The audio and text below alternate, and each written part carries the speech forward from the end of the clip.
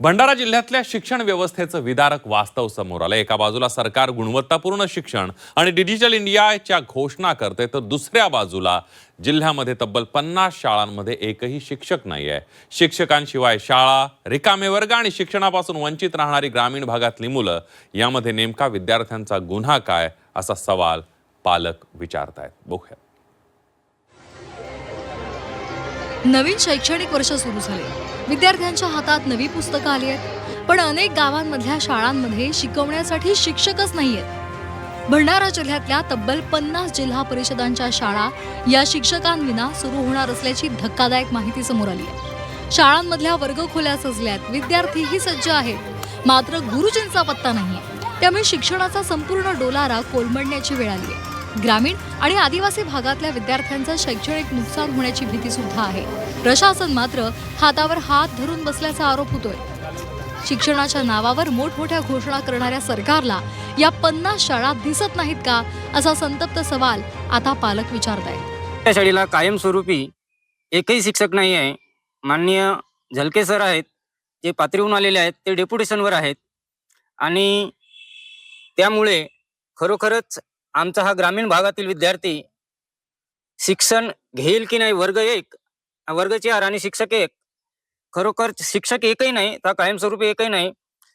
परंतु मग ग्रामीण विद्यार्थ्याचा जो हा शिक्षणाचा पाया आहे, जो मुळात इथून सुरुवात होतो प्राथमिक शाळेपासून, तोच जर ठिसूळ बनत असेल तर खरोखरच शासनाचं धोरण हे अत्यंत चुकीचं आहे, निषेधार्थ आहे। माझ्या गावचे बहुतेक विद्यार्थी ह्या शाळेतच शिकले आणि ते चांगल्या पदावर गेले, मात्र आता ह्या शासनाच्या काही वाईट वृत्तीमुळे म्हणा की आपल्या शाळेमध्ये 30 विद्यार्थी असून सुद्धा आमच्या शाळेला एकही शिक्षक आम्हाला मिळालेला नाही। आम्ही वारंवार शासनाला मागणी केली की आम्हाला 2 शिक्षक हवे आहेत, ते तो आम्हाला द्या, कारण आमचा विद्यार्थी हा खेडेभागातील आहे आणि तो चांगला हुशार व्हावा आणि इथूनच तो वरच्या पदावर जावा, अशी आमच्या गावकऱ्यांची सुद्धा इच्छा आहे।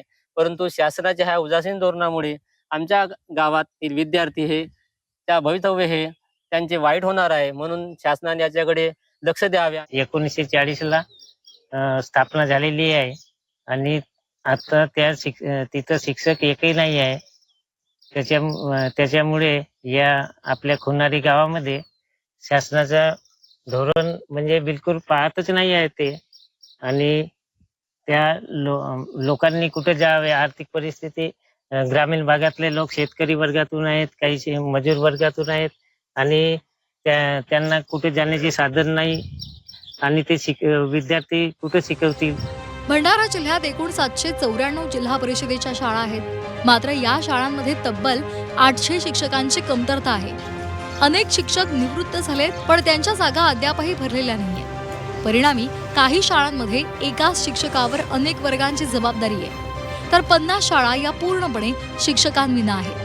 ही परिस्थिती कायम राहिली तर अनेक शाळा बंद करण्याची वेळ येऊ शकते, असा इशारा स्वतः जिल्हा परिषद शिक्षण सभापतींनी दिलाय।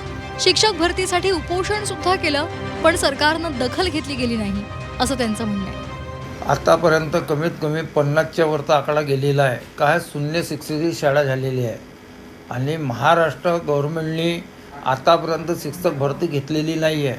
म्हणजे शिक्षक अगर शाळेत नसले तर त्या शाळेमध्ये पालक हे मुलं कसे टाकतील, हा मुलांच्या पालकांमध्ये खूप मोठा प्रश्न निर्माण झालेला आहे। विद्यार्थ्यांना सुद्धा खूप प्रश्न निर्माण झाले का आम्ही कुठे शिकून, असा प्रश्न त्यांच्या एक भवितव्याच्या त्यांच्या जीवनाचा प्रश्न आहे आणि शिक्षणाची हत्या हे सरकार करत आहे। एकीकडे शिक्षणाला प्राधान्य देण्याचे दावे केले जात आहेत, तर दुसरीकडे भंडारा जिल्ह्यातल्या 50 शाळा शिक्षकांविना सुरू होणार आहेत। 800 शिक्षकांची कमतरता आणि प्रशासनाची उदासीनता यामुळे हजारो विद्यार्थ्यांचं भविष्य धोक्यात आलंय। आता सरकार यावर काय निर्णय घेतं, याकडे संपूर्ण जिल्ह्याचं लक्ष लागलंय। प्रवीण तांडेकर, झी 24 तास, भंडारा।